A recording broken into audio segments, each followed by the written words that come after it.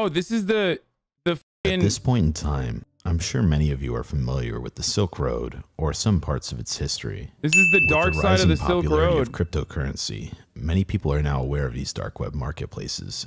And just because the Silk Road... Is this Corpse Husband? What the f? Oh my god, dude. Road no longer exists, nothing has stopped countless other illegal marketplaces from taking their position. Wherever there's money to be made, there are always people willing to fight or go to extreme lengths to get that reward. Rarely do we ever get to pull back the curtain and see exactly what goes on the dark web. But today, that's a little bit different. Today, we're going to be reading through some of the bone-chilling messages sent by the owner of the Silk Road. And naturally, you might be curious as to what lengths that person had to go to keep business running smoothly. And these logs will give you a pretty good idea into the paranoia involved with running these operations. These message logs are one hell of a read and a disturbing look into the dark side of the internet. So with that being said, today we're going to take a look at the Silk Road's hit list. Now to that stunning arrest of the drug kingpin who goes by the name Dread Pirate Roberts, appears to have cornered the internet drug market. His real name is Ross Ulbricht and his website Silk Road. Court documents say Silk Road sold $1.2 billion worth of drugs and illegal services in just under 3 years. Do you assume, or should we assume, that the NSA was involved in corroborating or gathering evidence which they might have denied in the actual trial? Yes. Yep. Okay. All right. Well, that was easy enough. You're the Dread Pirate Roberts. Admit it. With pride. But the surprise of the sentencing, one of the things that the government contended in its case was that he actually solicited the killings of as many as 6 people to prevent his identity. What role do you think that had in the sentencing? Silk Road user threatened to reveal the identities of thousands of others. So investigators say Ulbricht tried to execute a murder for hire on that user, offering $150,000. Is it a fair trial? No, I don't think so. In a way, Ross Ulbricht is the American dream. He's an entrepreneur. He saw a new market. He went for it. I mean, that's like, is that any different from the genesis of Coca-Cola or General Motors or Philip Morris? General Motors kill their customers. Philip Morris kill their customers. Coca-Cola kill their customers and workers. This guy is just an entrepreneur. He's simply embracing the explicit structure and policies of the United States capitalism. There's no difference at all. Jesus Christ. Drugs is illegal. Vegan take is right, dude. That is such a vegan take, dude. What the f? I mean, he's right, but it's like, it is literally the same exact fucking argument that vegans, it's a vegan ass argument. When you like look at animal abuse and you're like, wow, that's kind of fucked up that there's animal abuse, and a vegan will immediately be like, oh, well, you eat meat. Fuck you.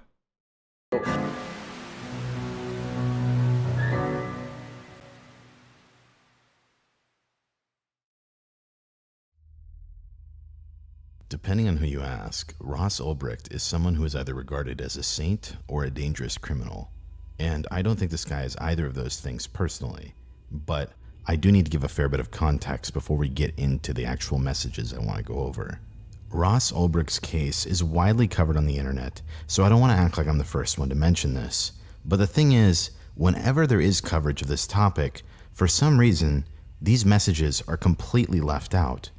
I'm going to go over Ross's trial at the end of this video, so I ask that you hold all opinions or what you know previously until you've watched the entirety of this video. He's not a criminal or a saint, he's a libertarian with consistent views. Okay, then that's really fucking freaky, okay?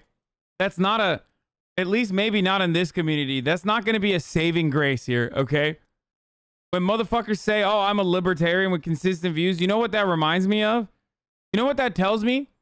That tells me that you're on board with child labor, that you're also on board with like child trafficking, okay?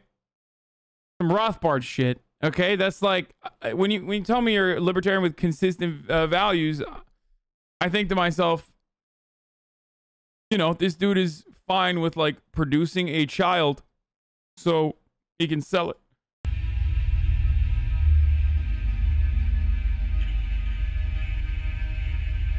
In the child marketplace, which is a real libertarian concept. To begin this story, let's go back to 2011. The very first mention of the Silk Road website came from a forum called shroomery.org, dated January 27th, 2011, where one user by the name of Altoid started a new thread that read the following. I came across this website called Silk Road. It's a Tor hidden service that claims to allow you to buy and sell anything online anonymously. I'm thinking of buying off of it, but I wanted to see if anyone here had heard of it or could recommend it. I found it through silkroad.wordpress.com, which, if you have That's not what he said. He says Silk Road 420, bro. a Tor browser, it redirects you to the real site at this onion link. Let me know what you think. This Blaze post got a couple of replies and was later buried, but since it is the first mention of the site anywhere on the internet, and the fact that he said let me know what you think at the end of it, it was believed that this was some sort of advertising tactic, which caused the FBI to look into the username of who Altoid was. Conveniently, the moniker Altoid also had an account on Bitcoin Talk, the official Bitcoin forum. If you look through this forum user's post history, you'll start to realize that this person had quite a few Bitcoins to their name. The most notable. He had 80 Bitcoin at the time? What does that mean? How much money does that mean now? No, not then. I'm saying, is 80 Bitcoin just... Wait. Wait. He has 22,000 Notable, Bitcoin? however, Bitcoins to their name. Well, I got 80 out of 22K Bitcoins out of my account. Oh my God, he had 22,000 Bitcoin. Wait, what is the value of 22,000 Bitcoin right now? How many dollars is 22K Bitcoin at the moment?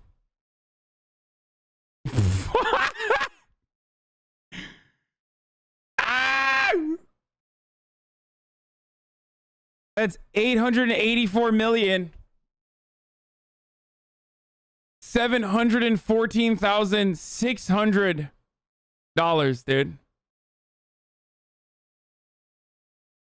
My man was about to be a billionaire, dude.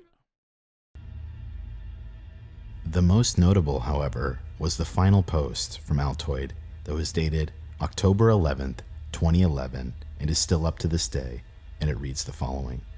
Hello. Sorry if there's another thread for this kind of post, but I couldn't find one. I'm looking for the best and brightest IT pro in the Bitcoin community to be the lead developer in a venture-backed Bitcoin startup company. The ideal candidate would have at least several years of web application development experience, having built applications from the ground up, a solid understanding of OOP, and software architecture is a must. Experience in a startup environment is a plus, or just being super hardworking, self-motivated, and creative. Compensation can be in the form of equity or a salary, or somewhere in between. If interested, please send your answers to the following email. This email address, in part with the other posts on his forum account, ultimately led the FBI to start tracking Ross in an ongoing investigation. Yeah, oops. Sometime after this discovery, a package of Ulbricht's was intercepted in the mail that contained various fake IDs, all with Ulbricht's face on it. When he was questioned about the fake IDs at his doorway, he stated that they weren't his and that anyone could have bought them online at some place like the Silk Road. Ross Ulbricht was monitored up through... Dude, come on. Anyone could have bought it at this place called Silk Road. You heard of it? Let me know what you think about it. I heard the fucking guy who made it is like pretty hot. You know what I'm saying? Like the Silk Road guy. I don't know who it is. I don't know why. It's just like kind of a weird website, but like I heard the dude might be sexy. 2013, where undercover agents had tracked him to the San Francisco Public Library. By then, investigators knew his computer would encrypt itself if it was closed, so they had to get him with his computer open. Due to this proposed dilemma, two undercover agents created a diversion by pretending to be a couple fighting nearby. This caught Ross off guard, which caused him to get out of his seat at the library, where another agent ran in and snatched his computer while it was still open. Ross was caught logged into the mastermind section or dashboard on his computer, and inside his computer, on top of that, was a full diary dedicated to the creation of the Silk Road, as written by him.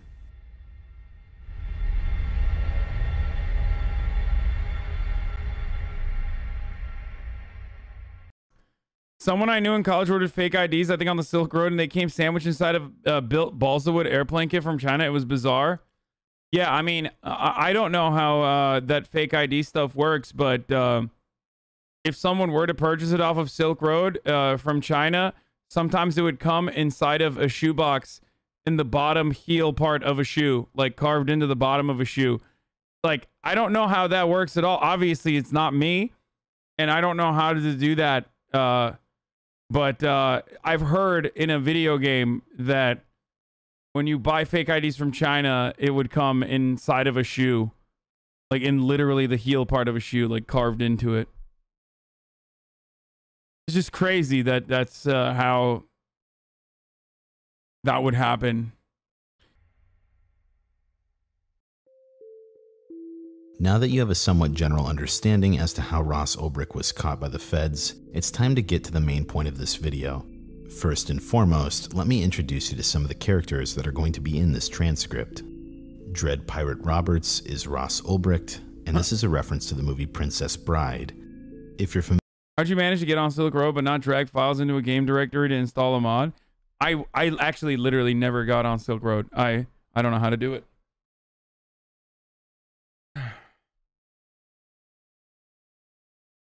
Don't fucking cap me, dude. I'm too much of a boomer. Like, I don't know how to do that shit.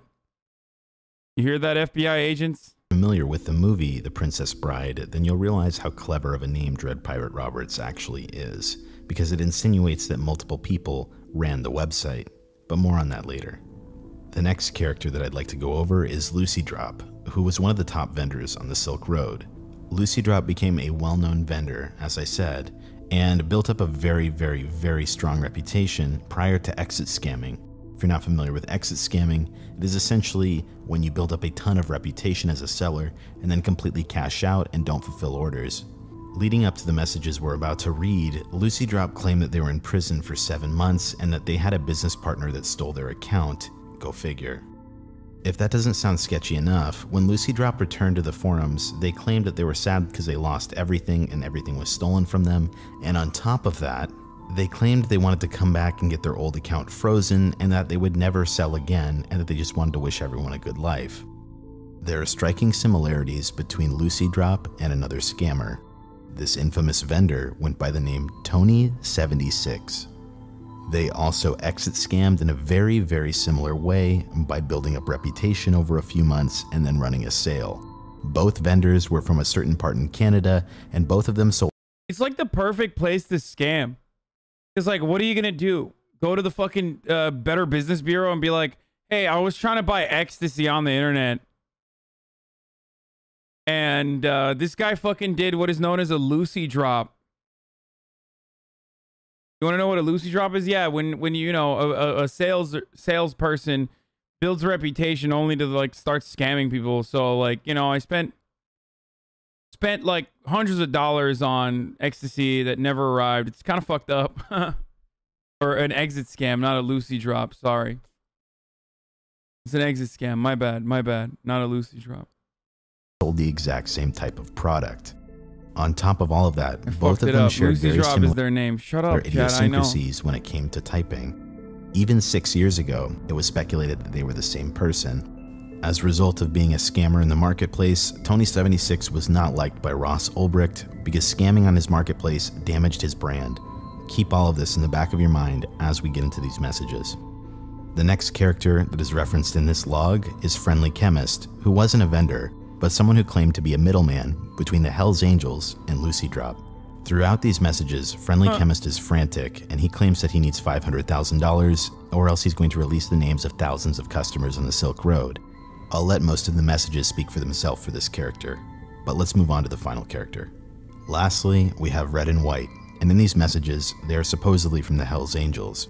This is the person that Friendly Chemist is in debt to for about $700,000. Now finally, with all of that context out of the way, let's get into these messages one by one, and I'll give analysis as we go along. Let's get into that. Hells Angels, dude. How the fuck do the Hells Angels know how to like operate like a Tor browser and shit? I thought those guys were all like a bunch of chud motorcycle guys. What the fuck? They don't?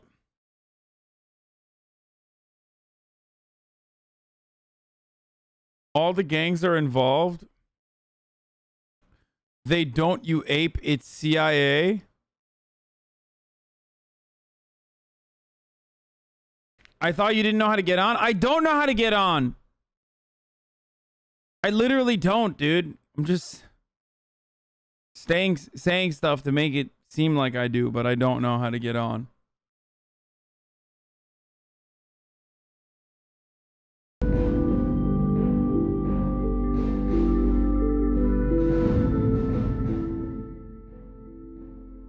Ever since they learned how to download conservative flag PDFs, it's been downhill. Just a side note before we get into these messages, this is a long read, so I highly advise that you get comfortable, or if you just want to listen, that works too. Where you can find these messages is Government Exhibit 936-14-CR-68. Now that you know all the characters, let's begin. So basically, the first message comes from March 13th, 2013 at 8:50 a.m. from Friendly Chemist. The subject line of this message is very important. The message says, "Can you please get Dread Pirate Roberts to message me right away? It's very serious. It's a matter of life and death. It also has to do with identities of dozens of top vendors and thousands of Silk Road customers. It's very important, so please get him to me right away." Friendly Chemist says, "I will not talk to anyone but Dread Pirate Roberts, so please do not ask me what it's concerning." The next morning, on March 14th, 7:57 a.m. 2013, Ross Ulbricht then responds to Friendly Chemist and says, "What can I do for you?" Friendly Chemist then gets back to Ross on March 14th at 11:26 a.m. He says, "What's going on? When are you paying Lucy Drop? I've been waiting and waiting, and he keeps saying he's waiting for you to pay. You don't know me, but I'm Lucy Drop's supplier. The only reason I lent Lucy Drop so much product is because he showed me the chat logs of you and him talking, and how you made him the #1 seller on the Silk Road. I lent him $900,000 of product, and he paid me $200K and started avoiding me." Motherfucker's like, I'm about to be the not so friendly chemist, if you know what I'm saying. God damn, this is fucking good. "I see you and him still have listings up, so I know for a fact he does not have any product. Why are you guys scamming people for hard-earned money? I stopped by Lucy Drop's house and he doesn't live there anymore, and his phone goes straight to voicemail, but I know he's been on Silk Road, and he says he's waiting for you. What's the deal? Where's my money? Why is Lucy Drop still selling when I know for a fact he has no product because I supplied him? I'm freaking out here. That was not my money. I'm getting scared. My wife said she saw people at my kid's school, and I'm really getting worried. I put a keylogger on Lucy Drop's computer when he left the room one day when I was there, so I could see what he was doing, and I see he's still selling when I know he doesn't have product. What the Why are fuck? you guys pulling a scam? Why? I also have the identities of 9 top vendors and 15 smaller vendors and thousands of customers of Lucy Drops. I don't want any trouble, but I want my money, and if you haven't paid Lucy Drop, pay him. If you have to pay him, then tell him to pay me. I'm scared for my family. If you don't believe me, here is Lucy's password info. Here we see the attached password from Lucy Drop and the withdraw password, which is used to pull money out of the Silk Road." And then he says, "I will not do anything until you..." My man literally, how do you drop a keylogger in someone's fucking laptop or a PC like this? "Message me and tell me what..." There's no shot, right?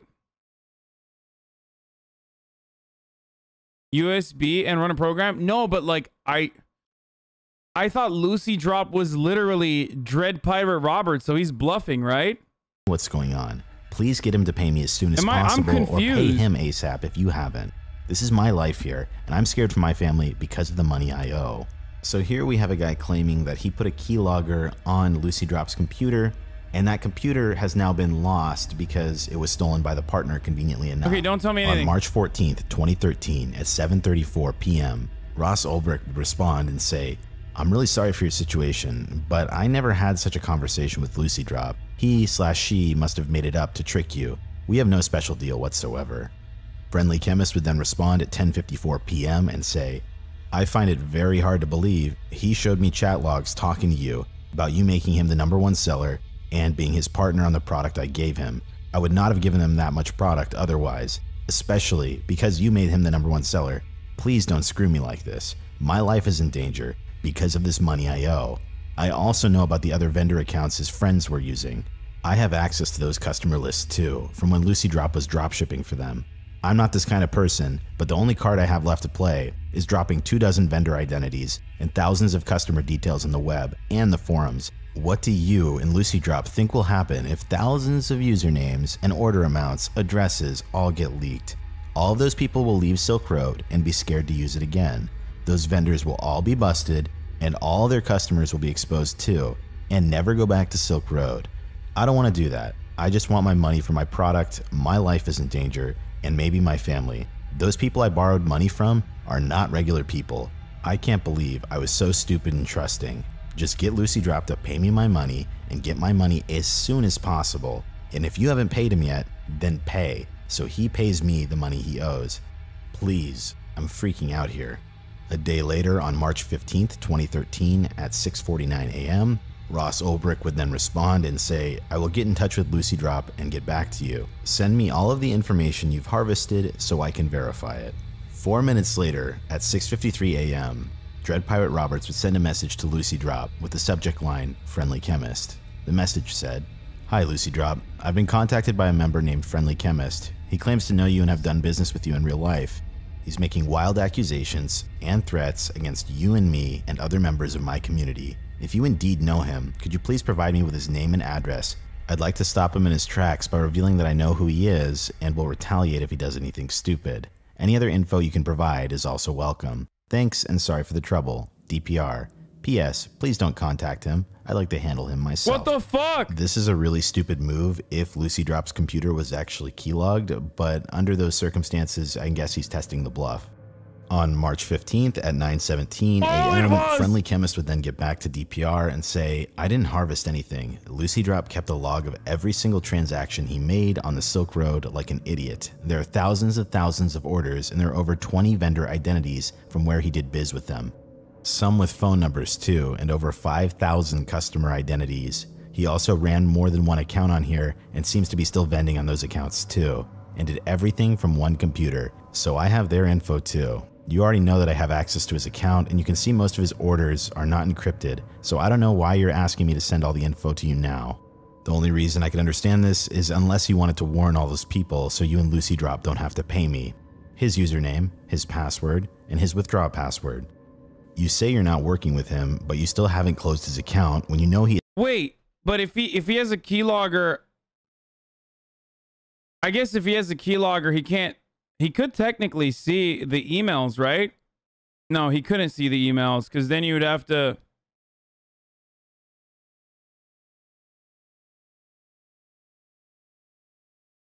Just the password, he could.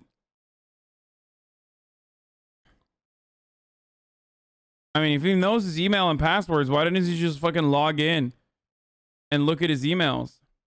He is scamming, but I will give you the address of some of the customers and you can see he kept logs this whole time. Here are some of his very first sales when he was selling 3 tab samples when he first started vending. You can contact them to see if it's true. Clearly, Ross was being threatened with real identities, and this is why the government actually redacted this in the court documents. Getting back to Friendly Chemist's message, it continues as, and the log goes like that up till today, every day, and that's just one of his accounts. He has 3. And he uses each one for a different thing. But I'm sure you know this, or else why else would you let his account stay open? I don't want to do anything with this info, and I won't. I just want my money. I'm scared for my life, and you and him are not giving me an answer. Maybe if I post all the vendor identities publicly and nobody sells on the Silk Road, Lucy Drop will have no more sales or people to scam on his other account. I just want what's owed to me, and I will go away. I don't know why you people scam like this. People work hard for their money, and you are playing with people's lives. I will wait for your reply from Lucy Drop, but I don't know how much longer I can wait. Dude, how can I explain to these people that I don't have their money when I said I would have it on a certain day, and now I'm late? These are not normal people, and they're getting angry with me. Just get Lucy Drop to resolve this, or pay him, or he can pay me. I did a favor, and this is not fair to play with my life like this. Later that same day, DPR would get back to Friendly Chemist and said, I'll let you know when I hear from Lucy Drop. On March 15th at 8:42 p.m., Friendly Chemist would once again— This is insane because it's like a bunch of fucking nerds and like, you know, your fucking school teacher or something got together on the internet and they're like executing drug deals to the tune of nearly $1 million fucking dollars. and the people that they're, of course, involved with are like the actual drug dealers, and those guys are gonna fucking murder them, which is, it just makes it so strangely compelling. It's like Breaking Bad, but with nerds. And message DPR pleading his case. I'll show the message here on screen, but I'm not going to read through it because it's basically the exact same thing he said earlier in that day. On March 16th at 5:22 a.m., Real Lucy Drop would join the Silk Road forums. Here, Real Lucy Drop would post the following thread. Do not buy from Lucy Drop on Silk Road. I can't talk about the specifics for security reasons, but I was in jail for more than 2 months, but less than 7. I got released very recently. Lucy Drop on Silk Road is not me. Do not buy from that account. My partner completely f***ed me over. I went to our spot and there's nothing there and he won't answer my phone calls. What? He took the work computer and everything else.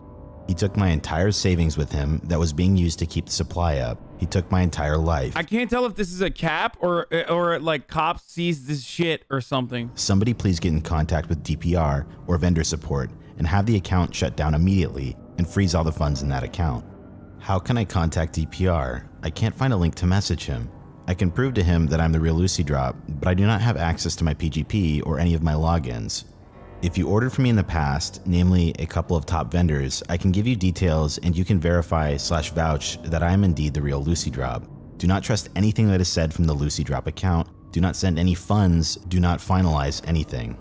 I just want to point out that it's very convenient that after Lucy Drop exit scammed, that this entire story came about as soon as this friendly chemist guy shows up on the scene to blackmail. Just keep that in mind. On March 16th, 2013 at 2:15 p.m., DPR would send a message to Real Lucy Drop that said, "Hi there, how did the new person gain access to your account?" At 8:57 that same day, Real Lucy Drop would respond with a message that said, "It's not a new person who took over the account. It was my partner in real life that I started Lucy Drop with. I was the one that actually handled the Lucy Drop account until I got arrested. I was picked up on a previous warrants and spent some time in jail. My partner took absolutely everything from me in that time. He took all the work computers, the Bitcoin wallets, all of the work product, and nearly my entire life savings and scammed a bunch of people in the process. Friendly Chemist was our middleman to one of our Lucy distributors. I called him after I got released and he's demanding I pay him some deal he had with my partner when I was in jail and telling me he will do something very stupid if he doesn't get paid. How do you know Friendly Chemist?" Keep in mind at this point, Dread Pirate Roberts never once brought up Friendly Chemist to Real Lucy Drop. He brought it up to the other account. Regardless, the next day at March 17th, 4:48 a.m., Dread Pirate Roberts would respond to Real Lucy Drop and say, "I'm so glad you know him. He's gathered personal information about many of the customers who worked with Lucy Drop." I mean, that's not a self-report. The guy might have reached out to the real Lucy Drop. You know what I mean? That we don't know. But I guess technically not, right? Because then the chemist, the friendly chemist, would literally tell DPR that he reached out to the real Lucy Drop or something. He's basically talking to himself in the forums. Not sure if you're in control of the account back at the time or not, and has some other info on other vendors on Silk Road. Now he's trying to blackmail me and say that he'll release all of this info. If this happened, this would be terrible. I need his real-world identity so I can threaten him with violence if he were to release any names, addresses, or anything you have.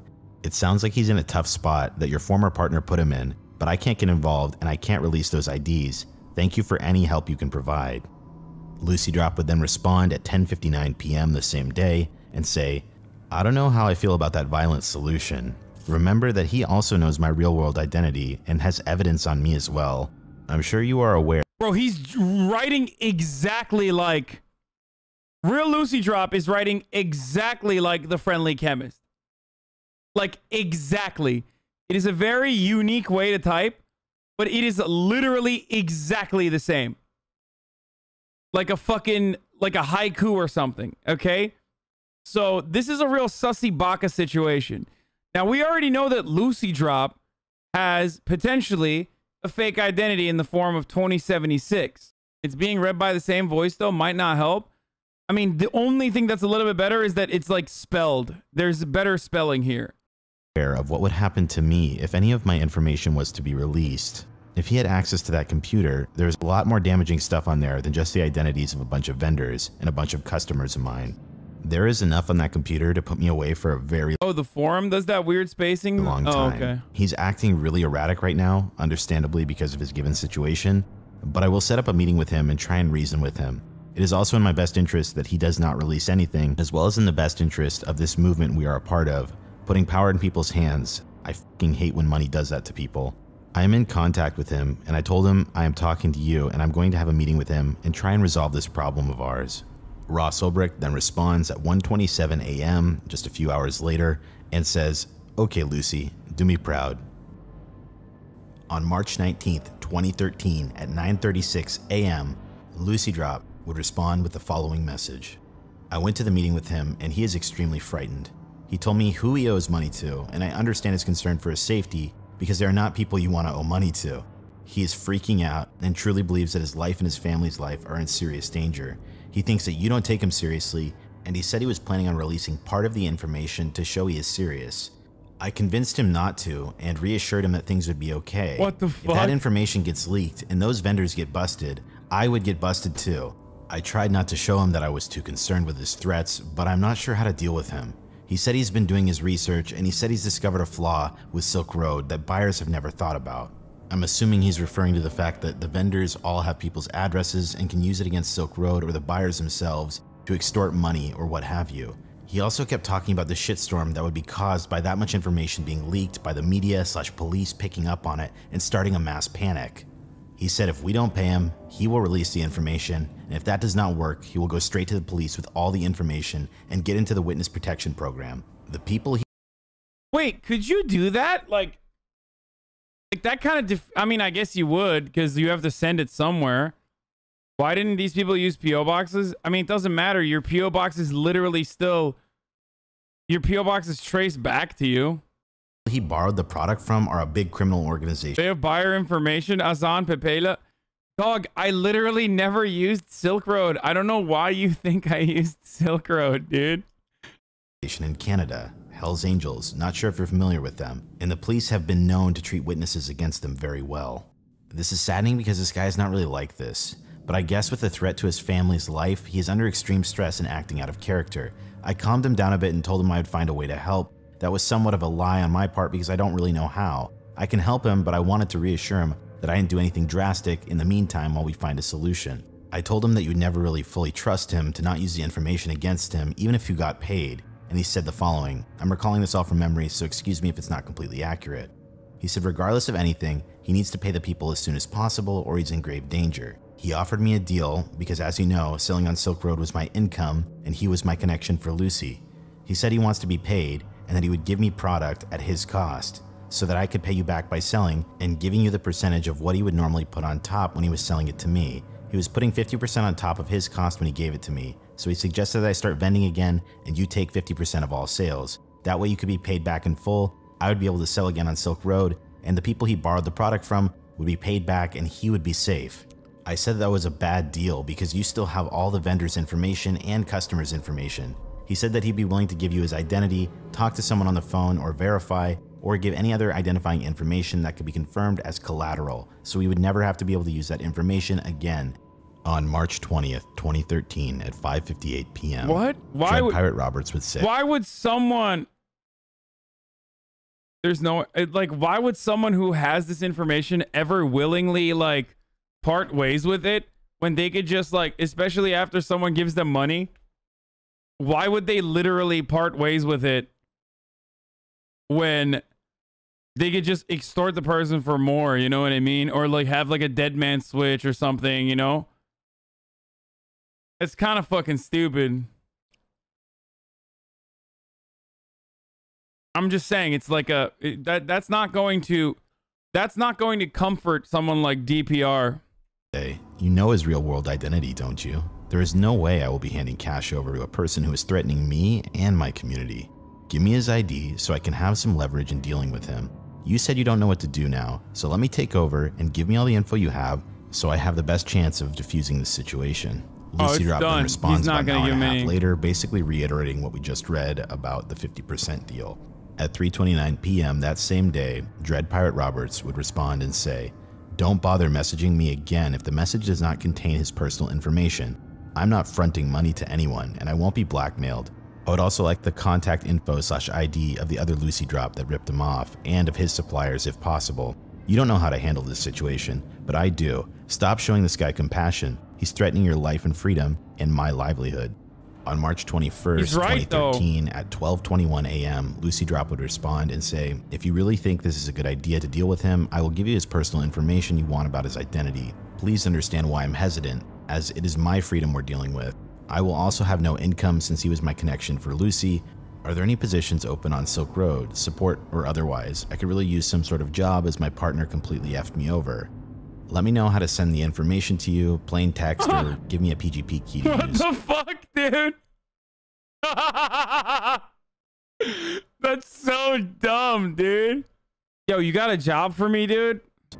At 1:33 a.m., Dread Pirate Roberts... Yo, libertarian guys on the internet are so wild, dude. They just have, like, no fucking self-awareness. ...that actually send a message to Friendly Chemist and say, have your suppliers contact me here so I can work something out with them. Do not tell them that I owe you money. That is not true and will only complicate matters. Tell them the truth, that the person who stole your money sold their product on my site and that you are now blackmailing me to get them their money. You should copy and paste this message to them. This is a really interesting move by Dread Pirate Roberts, or Ross Ulbricht, because he's trying to cut out Friendly Chemist, who is a middleman. By getting in contact with suppliers, he can directly grow the Silk Road, and that's the reason he's doing this. 3 minutes later, Lucy Drop would send a public key and the encrypted PGP message that contained the person's personal information. At 10:44 p.m. on March 21st, he would send a message back to Lucy Drop that says, please send me the exact address of Friendly Chemist. I might be able to make you a part-time mod. I'll run it by the staff. On March 25th at 10 a.m., a new user would pop up by the name of Red and White. And this is where the negotiating begins. I was asked to contact you. We're the people Friendly Chemist owes money to. He tells us that you owe him money and a long story about some of this and some of that. As far as we're concerned, we gave him the product. Where it went and how does not matter. We told him he's only responsible for the missing product and money. We don't care if you stole it or borrowed it from him or anything. It was his responsibility to pay for it. He asked me to contact you anyways, so what did you want to talk to us about? At 6:27 p.m. the next day, Ross Ulbricht would get back to them. Sorry for the delayed response and thank you for getting in touch. We've had some technical difficulties over the past 24 hours I've had to deal with. Just to be clear, I do not owe him any money, but he has told me his situation and wants my help. I'm not entirely sure what the best action is to take, but I wanted to be in communication with you to see if we could come to a conclusion that works for everyone.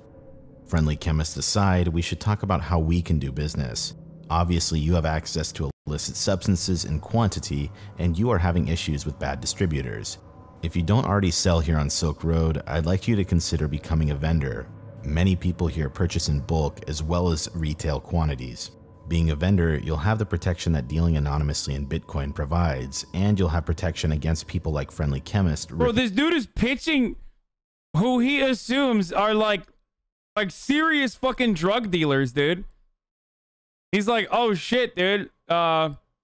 Did one of the vendors on my website fuck you guys over? Hey, what's going on? I'm the guy who runs the website. Please, would you like to sell a fucking metric ton of whatever drugs you want to sell on my website? Dude, these guys are crazy, dude. What the fuck? You off because all transactions are conducted through my escrow. I encourage you to read the wiki and forum. Links are in the footer. And consider becoming a vendor. Bro, I love that. He's like, yo, come on, bro. Take a look at this Wikipedia link. He says to the fucking Hells Angels, potentially, what he thinks is like a big drug dealer. So if there's anything I can do as an admin here to help you get involved with Silk Road, or anything I can do to help with your situation with Friendly Chemist, please let me know. At 8:08 p.m., Red and White would get back to him and say, this is interesting. How much is it possible to sell on here if we listed every product far cheaper than everyone else? We have a majority hold over most of the movement of products in Western Canada, one of the main ports in North America.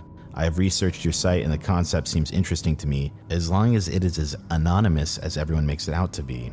We produce a lot of things that would get this video demonetized, and import a lot of other things that would get this video demonetized in bulk amounts. We have a lot of workers who run their own sub-distribution networks for the streets, but if it's lucrative, we're always looking to expand.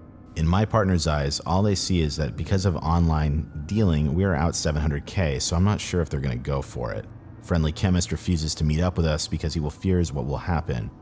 People are starting to suspect that he will go to the police. Bro, Friendly Chemist made it seem like he was the chemist. Turns out he's neither friendly nor a chemist, dude. Red and White is the real chemist. I mean, I don't know who these people are. I'm just assuming that they are like different people and not literally the same. You know what I mean? Another thing that it turned out, this relationship showed us, is that it's top of the hour, right? Very bold to do this after we found out NSA was monitoring all online activity. Isn't this before? When did we find out? When did Edward Snowden happen? What year was it? I don't remember anything. Which is not a problem, because he would never be able to give up anyone of importance, since he has only had contact with low-level people in our group, and they always take precautions so that even if someone were to turn informant, they would not be able to get any charges to stick. It's a shame because he moved a fair amount of product. If he can get Friendly Chemist to meet up with us or pay his debt, then I'm sure I would be able to get people in our group to give this online side of business a try. As it stands right now, there are people looking for him, and since he has avoided our group, I'm not sure what will happen because he owes us money and is avoiding us.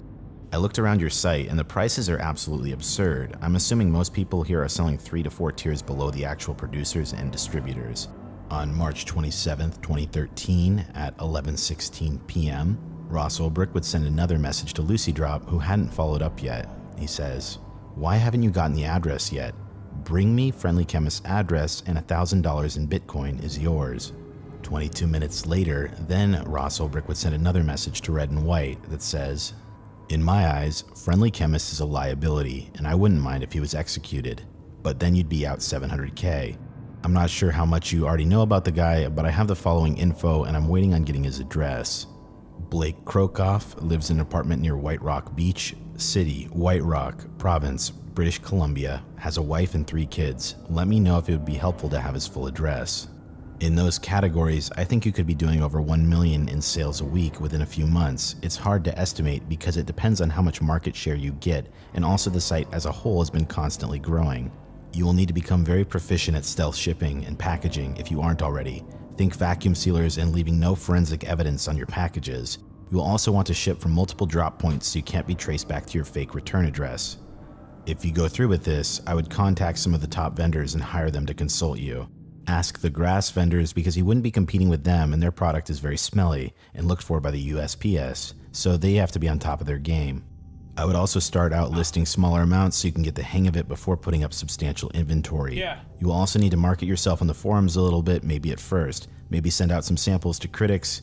That is one price of anonymity. No one knows you, but if your first customer service is good and your product is cheap, people will quickly catch on and you wouldn't have to do much hustling. Regarding prices, there are some costs here that you don't otherwise see. I take 3 to 10% depending on the size of the transaction. If you hedge your escrow balance, and you should, that can cost up to 5% per transaction. Wait, he doxed chemist? Dude, I literally pee for like not even a minute and I lose so much, dude. What the fuck, dude? Okay, just give me the brief summary. What happened? He peed. He didn't pee, I peed. He doxed the chemist. He found the dream docs. Yeah, he doxed and said he wouldn't mind him being executed. It's kind of at the heart of the entire fucking reason why he got clapped, right? And then if you need to convert your bitcoins into another currency, there are other fees associated with that, though not much. There are also occasional losses due to packages lost in the mail. The rest of the markup I think is due, as you say, to the fact that most vendors are pretty far down the distribution chain. Regarding safety and anonymity, we've been operating for over 2 years now and open as a high-profile target, and we're still going strong. If you take the necessary precautions and use the technology, I think you can operate very securely and efficiently here, maybe more so than your current operations. March 28th, 2013, 9:01 a.m. Red and White goes on to say, "I already have that information, but thank you. 1 million a week sounds like it'd be worth selling on here once we know exactly how everything works." Oh, that's a lot of money, dude. Yo, drugs is good. Drugs is fucking good business, dude. $1 million a week, dude. Oh, sounds like a good fucking business. Like, no shit, dude. You make 52 million a year. That's a lot of money.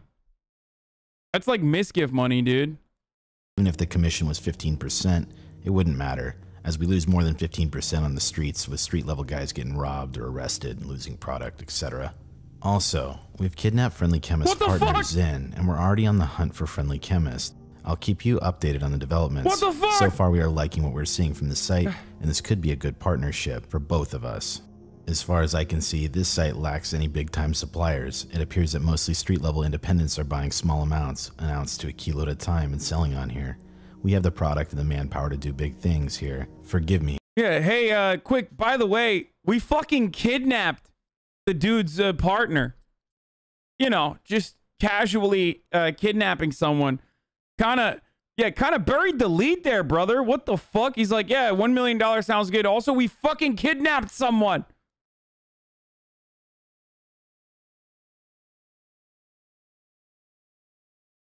He goes immediately back to what we like. We also like this website, dude. But it all seems a little too good to be true right now, so we need a little bit of time to research this before we make any sort of commitment. At 4:59 p.m. the same day, DPR would respond and say, I understand, and that's great news about Zin. If I understand the situation, he's the one responsible for your loss. By the way, so this Zin character just came out of nowhere, but that's supposedly Lucy Drop's old partner. You should definitely take your time and start slowly. I would hate for you to make a mistake and be left with a bad experience. Just let me know if you need anything. Also, you should look into PGP. Many customers like to encrypt the receiving address, so you should know how to decrypt it. When you're ready, let me know what account you want to sell with, and I'll cover the $500 security deposit for you. 8:32 p.m. that same day, Red and White would say, we are familiar with PGP as we've been using it for years via email linked to our smartphones. It's the only other way we communicate with each other aside from in person, since phone calls are not secure. Damn, bro. Yo, Hell's Angels are like, these guys are fucking nerds, dude. I thought Hell's Angels were like a bunch of fucking boomer bikers, you know what I mean? They're like, yeah, brother, look, let's make some bathtub meth. Like, I didn't realize they were like, actually, there's no way these are the Hell's Angels if this is the case. There's just no shot, dude. Why the fuck would the Hell's Angels be like, oh yes, I love using PGP and kidnapping people. There's no loss anymore? We were able to recover our missing product? What the fuck? There's no loss anymore. Also, we were able to recover all of our missing product when we grabbed Zin. Okay, this is... Okay, something does not add up here, okay? There's no shot that, like, fucking Hell's Angels and their fucking boomers have, like, one nerdy kid in the group. They're a huge trafficking organization. Dude, what the fuck do you mean? Like... Are you telling me that all these Hell's Angels homies are like using fucking PGP and like encrypting their conversations? No shot. After some questioning, he admitted he was intending on moving to a different country and setting up a new seller account on this site. We don't take kindly to thieves. He's gone. I appreciate your offer to waive the fee, but if we were to sell on here, I would pay the same as everyone else. Very kind of you though. I will be in touch. Damn, he's being so since nice. Friendly Chemist's partner, or Lucy Drop's old partner, is now taken out, Friendly Chemist is starting to get panicked. On March 29th at 10:23 a.m., Friendly Chemist would reach out once more after a long hiatus. You leave me no choice. I want 500k USD in 72 hours or I'm going to post all the info I have. I can't go back to my home. I had to move my kids and my wife somewhere and I need the money so I can move my family and start a new life. I hate to do this, but I need the money or I'm going to release it all. Over 5,000 user details and about 24 vendor identities. What's it gonna be? At 3:54 that same day, DPR would respond and say, don't do anything foolish. The people that you owe money have caught up to Zin and have reclaimed their loss. I spoke and calmed them down. They're likely going to be becoming vendors here on SR. Now you can calm down too. Go back to your normal life and don't get involved with any of this stuff anymore. Bro, why did he just give up that name? Like, that's... If I were him, I would have said like a different name to test the other guy. At 7:43 p.m., Friendly Chemist would then come back and say, you don't think I know what they did to Zin? You think I just go on with my life? You don't know these people. I owed them money and I ran away from them. It's over. Wait, his partner is a different person than his wife, I guess? Oh, Zin is his work partner. What kind of dumb are you? The kind of dumb that's having a hard time following this because it's like text threads. Over for me. I need that money to start over somewhere else with my... I thought the Hells Angels were being woke and being like his partner because like they don't know. I don't know why I thought that. The Hells Angels were being woke. I don't know why I thought that. I literally thought they meant like, you know, his partner, like his life partner.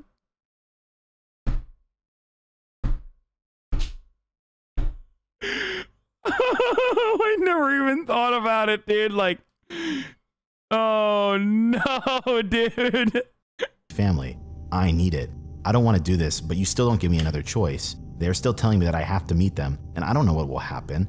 I can't let that happen. Even if they say it's okay, I know they will do the same thing to me. They say everything is okay, but I know what they will do. 63 hours. Please, don't force me to post everything. 500K is nothing to you, but it's life and death for me.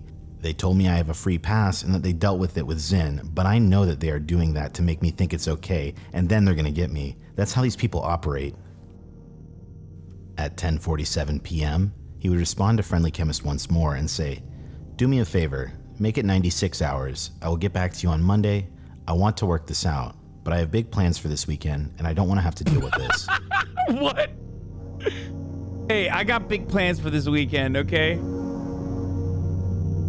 Me and my Asian wife are gonna go out and celebrate. March 29th. You know, because he's a libertarian guy with an Asian wife, I assume.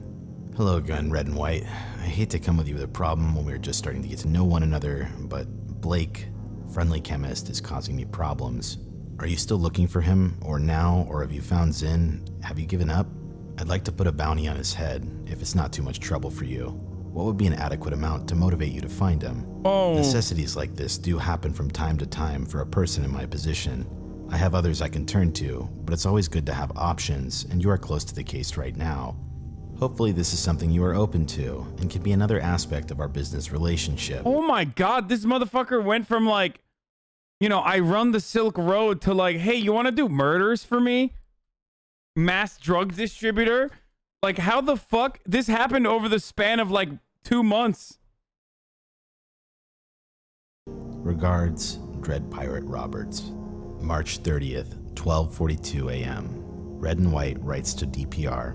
What is the problem? We usually tend to stay away from hits as they're bad for business and bring a lot of heat. Is it a problem that can be resolved, or does he really need to be... Motherfucker, wait, what do you mean we stay away from hits? You literally kidnapped the business partner. The Zin. Oh god. Monka. The Zin. Gifted 5 tier 1 gift subs.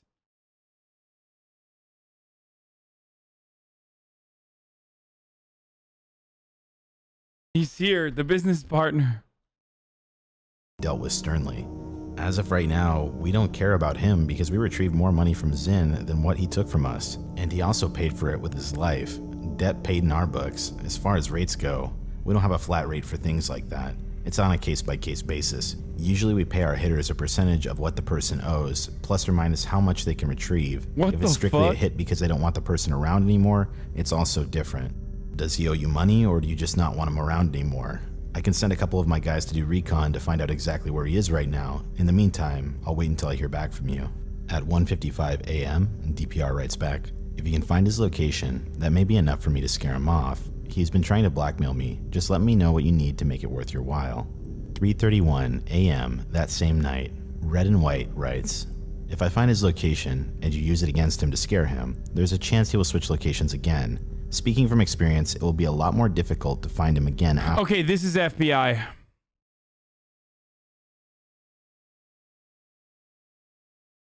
%. They're trying to get him to admit that he wants to do a fucking hit. This is like straight up FBI shit, okay? This is straight up FBI behavior to be like, oh yeah, you know, it wouldn't just be great to blackmail him. You should definitely fucking murder him and we will do it for you. Just kidding. Like, they didn't want to fucking give him, they didn't want to give him too much at first. They wanted to push him back. I mean, we already saw this with Dahlia DiPolito. It's the same shit. After that, once he knows there are people capable of finding him. Further, the people we use to do recon are the hitter themselves. I don't think they'd be interested in continuing to look for him if there was a small sum to be split between them just to find his address. If you have your mind just set on finding his location, I can talk to them and get them to get it to you for a fee. Not sure what amount, as usually we hunt someone. There's more involved after we find them. If you want the deal with him the other way, we can talk about that too. but the price varies on the situation. If you want it to look like an accident, that's going to cost a lot more. It wouldn't be suspicious. He would just leave home one day and not return. If you don't care what it looks like, it would be cheaper than the accident. We use professionals and not street-level hoodlums who always end up effing things up. How much does he owe you, and how much are you willing to pay? Dude, what the fuck, dude? Street-level hoodlums. Dude, no shot, dude. Who the fuck would... First of all, he's writing so professionally. And who the fuck says street-level hoodlums? First of all, I feel like an actual Hell's Angels dude would just say the N-word, okay? Like, they wouldn't write street-level hoodlums. Not only is this like, you know, they're like racist fucking biker guys, okay? Like, no one would literally say street-level hoodlums unless they have, like, a liberal arts education from Yale and are portraying themselves as, like, a Hell's Angel or some shit. They would literally just... They're on the internet. They're on the internet. It's 2013. Even fucking non-Hells Angels are saying the N-word liberally. Like, no shot. Anyway, Hey, let's keep if going. there are funds retrieved, how much will we keep from what he has when we get him, if he has anything? In response to this, DPR writes, he doesn't owe me anything, but he's threatening to expose the identities of thousands of my clients that he was able to acquire by working with Zinn if I don't pay him off. As you don't take kindly to thieves, this kind of behavior is unforgivable to me, especially here on Silk Road. Anonymity is sacrosanct. It doesn't have to be clean, and I don't think there are any funds to be retrieved. Red and White gets back to him and says, price for clean is 300k USD, price for non-clean 150k to 200k, depending on how you want it done. These prices pay for 2 professional hitters, including their travel expenses and the work they put in. We can use our out-of-town hitters if you want as well, but I would not say non-clean? What the fuck? Is it really that expensive for an assassination? I fucking doubt it, dude. No shot. Yeah, Dahlia DiPolito's out here getting fucking hits on her husband for like $3,000. That's crazy. These prices pay for 2 professional hitters, including their travel expenses. What are they, staying at the fucking Ritz-Carlton while they're doing the hit? Their travel expenses. Sorry, my fucking murderous assassins. Hell's Angels, the 521 gives us. Oh god, they're in here, dude. Okay, I'm so sorry. Mr. Angels. Mr. Angels, I'm so sorry. I was kidding. I respect your initiative, and I'm so sorry that I undermined you guys and said that you don't know, like, encrypting your messages. We were just kidding.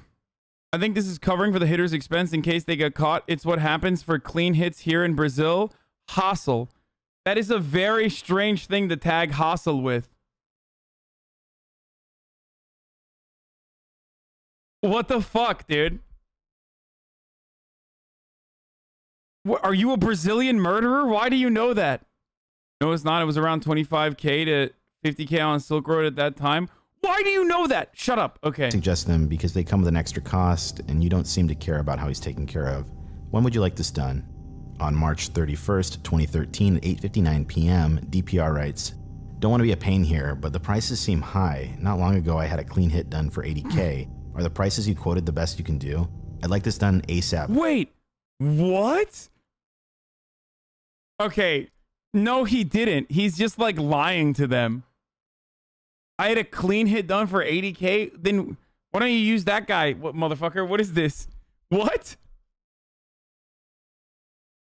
Also, even that's fucking way too much money. I don't believe that. He's literally haggling. As he's talking about releasing the info on Monday. Now, what's interesting here is that 80k he's referencing for another hit is actually true. For that hit, however, that was set up by the FBI, and they essentially got one of the admins of the site to middleman a deal, and in his cooperation with the FBI, they faked his own death and torture and sent the photos back to Dread Pirate Roberts or Ross. Getting back to the messages, however, we can go back to... Okay, this is the... Okay, dude. The FBI is just fucking with them now. They're like, yeah, that was the last hit, brother. Yeah, we don't do price matching. It's 300K now. Like, they're just literally fucking with him. It's all feds. Which, by the way, yeah, like, of course. If you're talking to a hitman on the internet, you are talking to an FBI agent. What Red and White has to say. I'm sorry, we can't do that for that price. The best I can do is 150, and even that is pushing it. Since you need a rush job done, usually we would charge even more. In the interest of the business relationship to be, I could do. Yeah, why is he buckling? A real fucking Hell's Angel, if it's such an organized operation, would never just like, oh yeah, I'll do a rush job for you for 150. You'd be like, fuck off. Go do the 80K guy then. No, this seems like they're trying to establish this dude is like down to do it. 150, no lower. If 150 does not work for you, we're gonna have to pass. We use professionals and we pay them a good price. Always send them out in a team of 2 plus. Yo, the Hells Angels is like, yo, our killers are unionized, so you know we're using domestic labor, okay? None of that fucking cheap Chinese product. So you know who you're talking to, my friend. These guys got a fucking 401k. They got a fat benefits package that they negotiated for. You know what I'm saying? Like, oh my god, dude, what the fuck? They got a dental plan. Plus 75K each for expenses, and the job is a fair amount, I think. We have one of his associates, and we're paying him to set him up for us. We'll pay that ourselves on our end. I'm guessing you're not gonna be able to pay cash, so how would your payment work? Since you need it done before Monday. Dude, yeah, this is bullshit. A couple hours later, Red and White follows up again and says, if you want it done by Monday, that only leaves today. It's Sunday morning here. We always seem to miss each other online, so I will leave. Dude, he's getting horny. Dude, they're getting horny. They like really wanted to do it. He needs to back out of it. A Bitcoin address in case you want to pay that way. Probably the best so we can get used to dealing with Bitcoins anyways, since we will be selling here more than likely in the next week or two. I will check the computer in about 10 hours, and if I see that you want to go ahead with this and the payment has been sent, we'll go ahead and do it today. Here's the Bitcoin wallet address. If you want picture confirmation of the job afterwards, give me random numbers and I will have them write them beside him and take a picture for you. DPR then gets back to him a few hours later and says, thank you, Red and White. I've only ever commissioned one other hit, so I'm learning this market. I have no problem putting my faith in you, and I'm sure you'll do a good job. The exchange rate is about above 90 right now, so $90 of Bitcoin, so $150,000 USD is gonna go 1,670 Bitcoin. Froze $90, now it's like what, 30,000 or something? That's crazy. Wait, how much is Bitcoin now? 40K, dude. That's nuts, dude. 40,000. Oh, Jesus Christ. Coin. If the market tanks in the next few days, I will send more. Here are some random numbers for the picture. Here is the transaction number for 1670 Bitcoin to this Bitcoin wallet address. Good luck. That's a $67 million hit, boys. And be safe. If you look up this Bitcoin transaction, it was sent on this exact same day, right around this time. If you use a wallet explorer, you can actually trace back the Bitcoins to a wallet that's labeled Silk Road. So this is impossible to fake, and under these circumstances, he did send this money. But there's a lot more to this, so sit tight. March 1st, 2013, 10:06 p.m. Your problem has been taken care of. They seized a bunch of stuff he had with him at the time as well. They said he had a couple laptops and a bunch of USB sticks. Is there any of that belongs to you? They questioned him and he spilled everything he knew. He said that he and Zin were actually working together on this scheme to blackmail you, and that they were brought in by a third guy who was selling on here for a couple years, who is a scam artist. Apparently he makes selling accounts, sells for a while, then pulls a big scam, and he just keeps on creating new accounts after he does his scams. They got that guy's name also. I will give you that free of charge when I meet them to get the picture and computer hardware they got. Rest easy though, because he won't be blackmailing anyone again. Ever. Now at this point, if you can guess who that third person is, you're going to start to put everything together in your head. I'll spell it out for you at the end, but I don't want to spoil it for now. On April 2nd at 12:55 a.m., DPR would write back and say, excellent work. Please send any info you can get on this third party along with the picture. The picture can be uploaded here. I have no need for any of his possessions, so you can do whatever you want with that stuff. Thank you again for your assistance, DPR. April 2nd, 2013 at 12:59 p.m. The response from Red and White would read the following. Okay, my guys are here now, and here's the information they extracted from Friendly Chemist before the deed. They were working with a guy, real name Andrew Losry of Surrey. Apparently this is the guy that turned them on to frauding people on here. He said that he started selling on Silk Road a couple years ago, and since then he's made a career out of making new seller profiles to sell and then rip people off. He told them how to start on here and how to rip people off and asked for a percentage in return. He said that he showed them everything about how to sell and how to pull it off and all that stuff. He didn't remember all the account names he uses or used, and then said that Tony76 and Canuck were two of his names. So the FBI intercepted one of these fucking sellers and they threatened him, and then this got to be the FBI, right? Like, used on other seller accounts for people he set up or is running himself. I also went and looked at all the possessions they seized from him. The laptops were empty besides Tor and a couple other programs.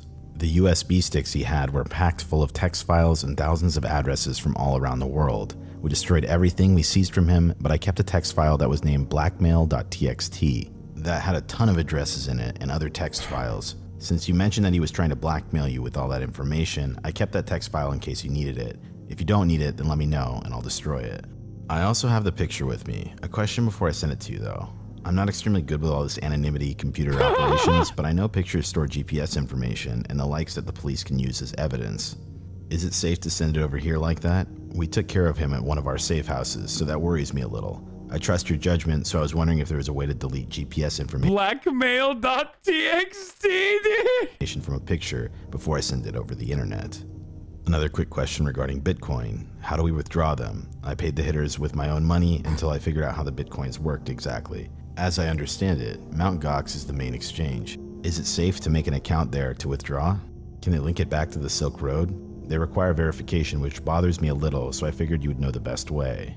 On April 2nd at 8:55. Okay, that actually does seem like a bunch of fucking... That does seem like some boomer-ass Hells Angels. Never mind, dude. PM, DPR would respond and say, yes, you can destroy the info. Thanks for taking a look first. Regarding image metadata, you can strip all of that out and it is good practice. The upload page is secure, but I would still have access to that metadata. Of course you can trust me, but what if I was compromised? A decent one can be found for Windows here. Regarding Bitcoin withdrawal, I would avoid Mt. Gox if at all possible, especially if you're withdrawing to a USA account. There are many other exchanges that don't have so much attention on them. You can find them here. I am reluctant to give you a specific recommendation, but look for ones offshore on that list that will do an international wire transfer for a direct Bitcoin payment. Tony76 and Canuck were both blights on an otherwise great track record. What do you think about going after Andrew Losry? This guy has probably ripped off millions of dollars at this point from me and the rest of the Silk Road community. Here we see Bro, this guy is bloodthirsty, dude. He's just like, I've done a murder that I know of. So now it's like Pringles, dude. Once you pop, you can't stop. He's just like literally like, listen, FBI man, my thirst, my appetite is insatiable, okay? I have an unquenchable thirst for murder. Ugh. The Dread Pirate Roberts wants to take out anyone who's wronged him at this point. At this point, it's not even in self-preservation. He's just trying to grow the Silk Road and build an empire. On April 5th, 2013 at 4:40 a.m., Red and White would write the following. I've sent the file. I had to make sure I did the information removal properly before I sent it, so that I did not send GPS information with the picture in case it was intercepted somehow. Please delete the picture as soon as you take a look at it.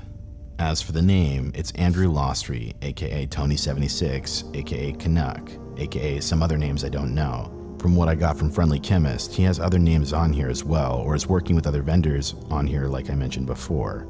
As far as your question for going after him, I would need to do some asking around to see what kind of information my guys can get on him. Would you like me to look into it? I like that the narrator, Barely Sociable, does not want to say nipple suck. Like he's just casually going over the details of like a dude who was facilitating multiple hits, but he, like nipple suck is a step too far for him. You know what I mean? A few hours later, DPR would respond and say, yes, please. If you can find him, I would like to know. As far as the picture that's being uploaded, if it's not crystal clear already, that's the picture of Friendly Chemist's body. So let's move on. Oh! Wait. At 10:22 a.m., Red and White would respond and say, did you get... Wait, but that's not real.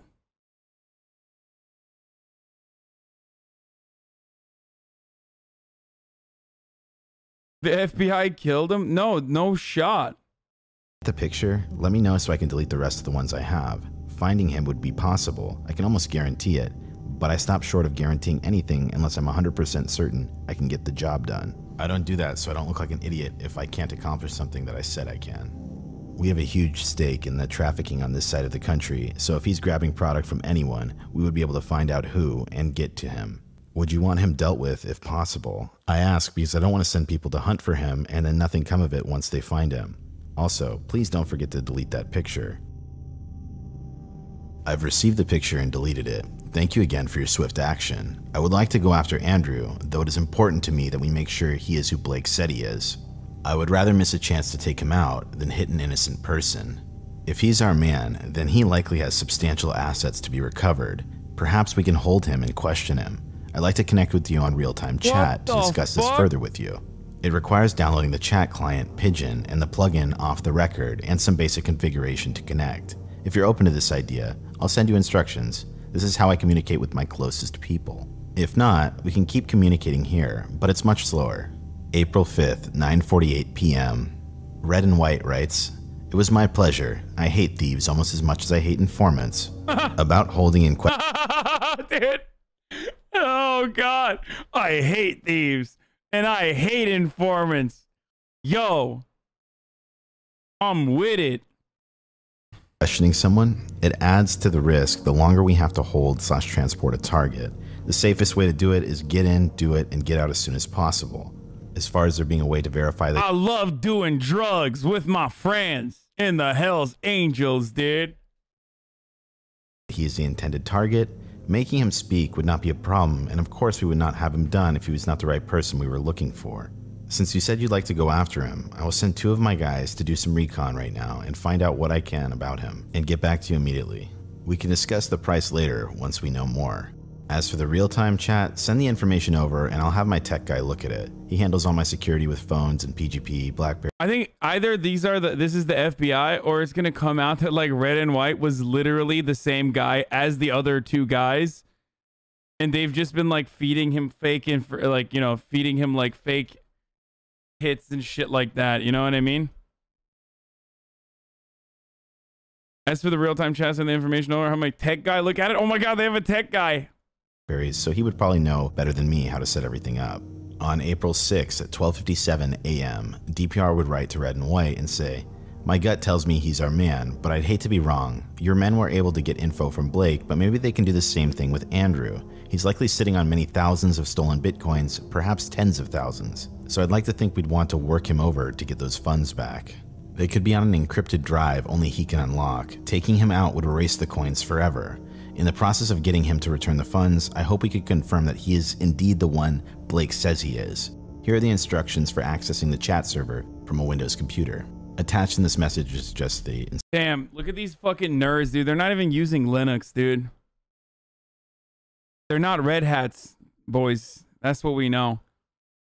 Instructions. I'm going to go over the domain name and the actual account later on. On April 6, 12:20 p.m., Red and White would finally get back to DPR and say— You don't even know what Linux is, LMAO? Shut up, dude. I sound cool as fuck when I say that, though. Fucking script kiddies, dude. Found out who Andrew is exactly and who he was packing up his supply from. I also talked to a supplier, and he said he mainly grabbed a lot of things that would get this video demonetized. He said he always goes through phases where he grabs a ton of product and then stops for a couple of weeks and then starts again. Sounds consistent with what Friendly Chemist said about how they run the stealing from buyers on here.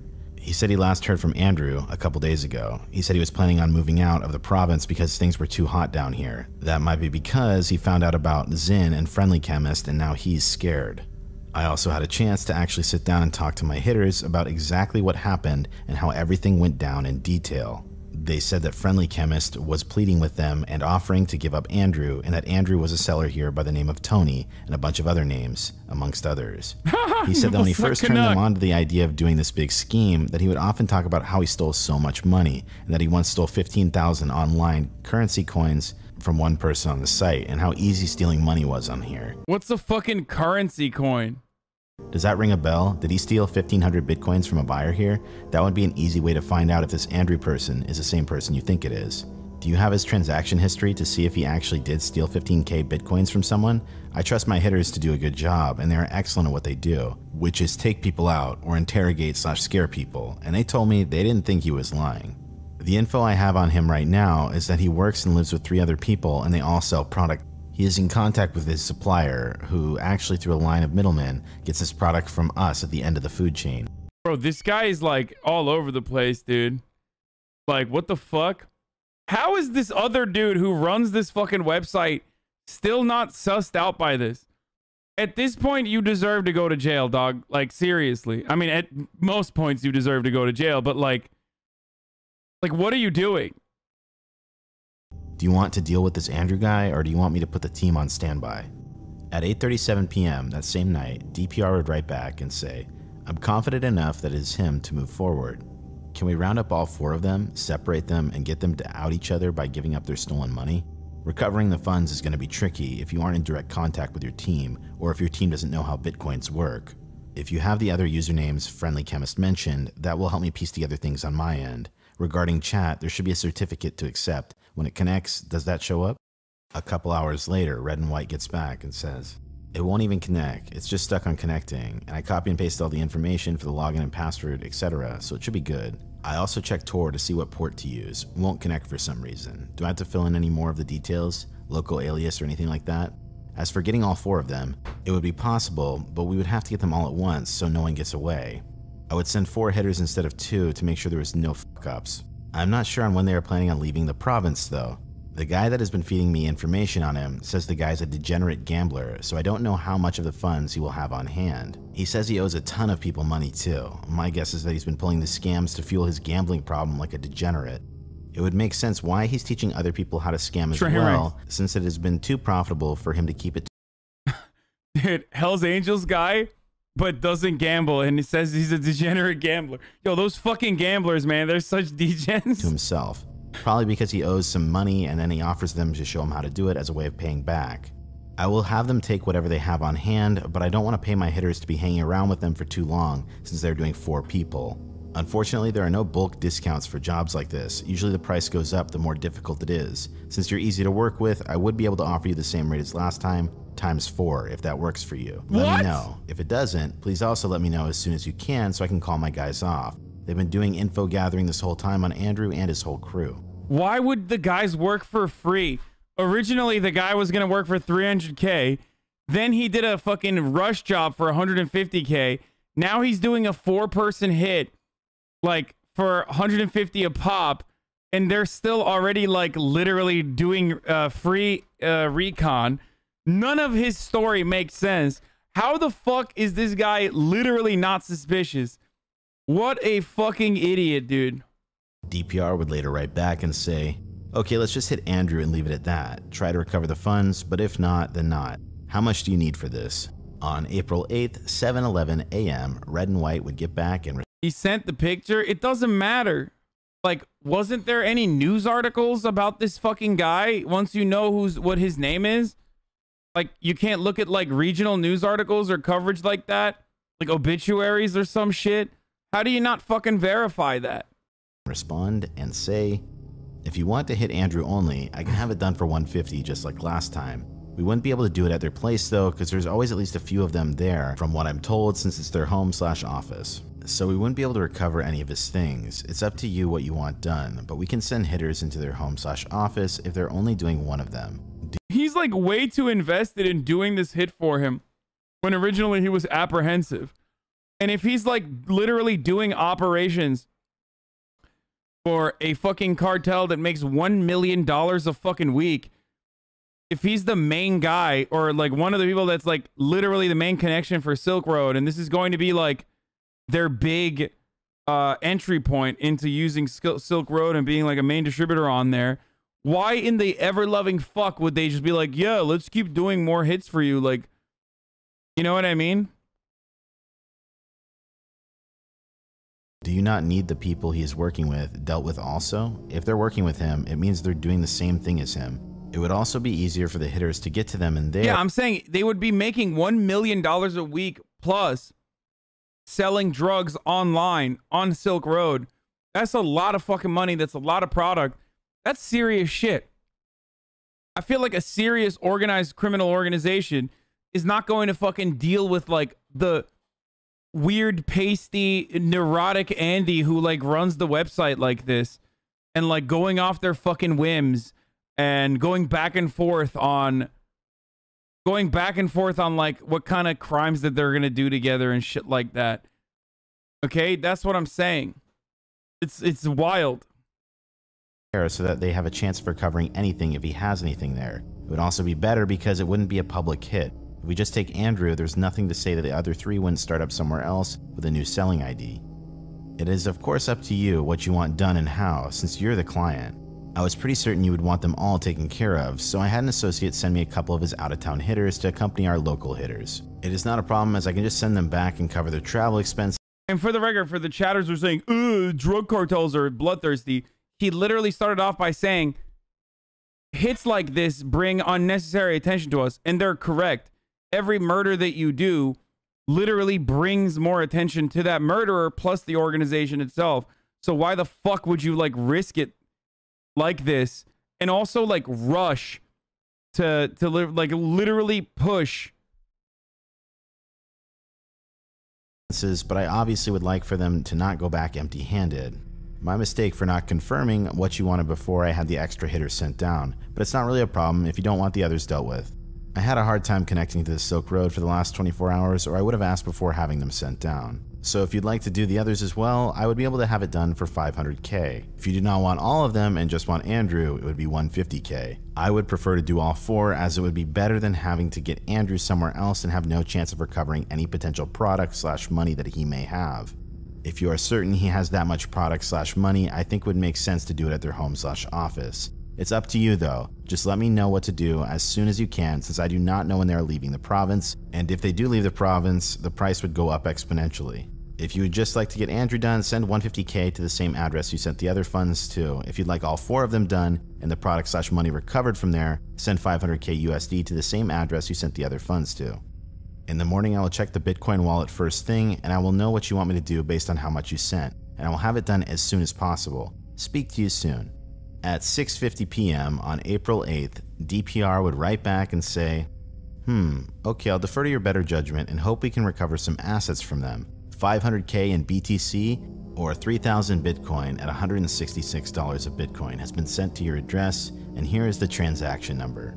Once again, we can check this transaction number, and it was in fact sent from the Silk Road. On April 11th, 2013, 10:49 Dude, good thing Bitcoin is really hard to track. p.m., Red and White would finally get back and say, our hitters have been watching their house and we have a 1-week window to do it, but I wanted to ask you a couple questions before giving them the green light. The price of Bitcoins is trading at $61 right now. How is this going to work? Because you mentioned that you would take care of price fluctuations. We haven't withdrawn any of the Bitcoins. DPR would later write back and say, regarding the 3k coins I sent, get the best price you can for them and let me know if you are short, and I'll send you more to cover it. Regarding chat, I made a mistake. You should add me at dread at this onion link. Now, this was the exact same handle that Ross was caught logged into his chat service when the FBI caught him. So keep that in mind. To summarize the last bit of messages, long story short, the hit goes through, they don't really recover much money, and then Ross sends an extra 2,500 Bitcoins to make up for the price.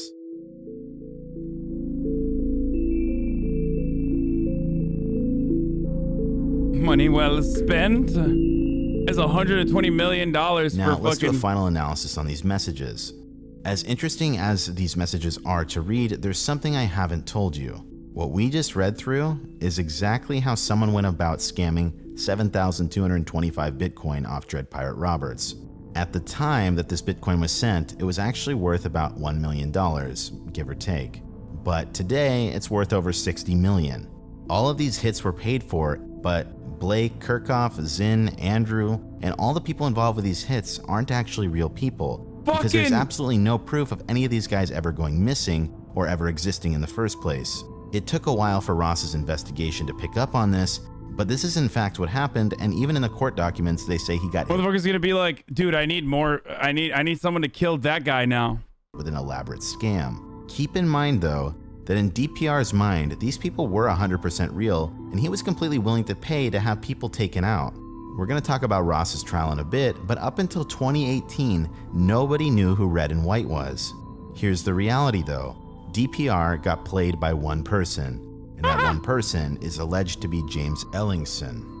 In a later investigation, Bitcoin was traced from Red and White's accounts on the Silk Road to another seller on the Silk Road named Mary Jane is My Muse, and both of them were registered on a Canadian Bitcoin exchange that had James's driver's license on it. As a result, James trying to cash out ultimately ended up getting him caught. He's currently out on bail and waiting trial. Since Tony76 is likely Lucy Drop, this makes this guy one of the most prolific scammers on the Silk Road. It appears that James initially sought out to blackmail Ross's friendly chemist with $500,000, but ended up thinking quick on his feet and ended up getting double the amount. As cool as it is to see someone get worked over like this, heaven forbid Ross Ulbricht actually got his hands on a real hitman.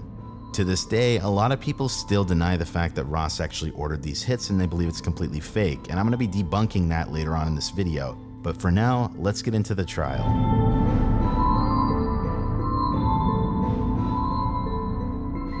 Fucking got him, dude. What a... Oh my god, that is an L nerd right there, dude. Now let's take a step back and look at the trial and conviction of Ross Ulbricht. No, it wasn't the FBI. It was one guy who facilitated everything, including the fucking random Hells Angels. A guy who was like, I am the Hells Angels.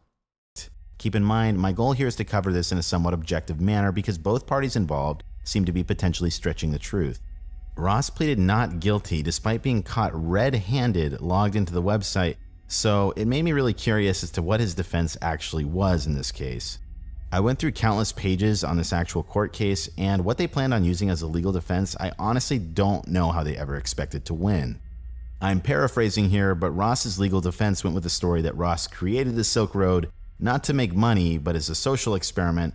Then they claimed at some point Ross sold the website in 2011, and thereafter he bought it back just in time to get caught red-handed, where supposedly someone basically airdropped the diary onto his computer to frame him. This defense never provided any physical evidence of Ross actually selling or buying back the website. Wow. But they still went with the story. Remember what I said about Dread Pirate Roberts being a very clever name, and it was actually given to him by his mentor, Variety Jones, someone who helped out Ross very closely.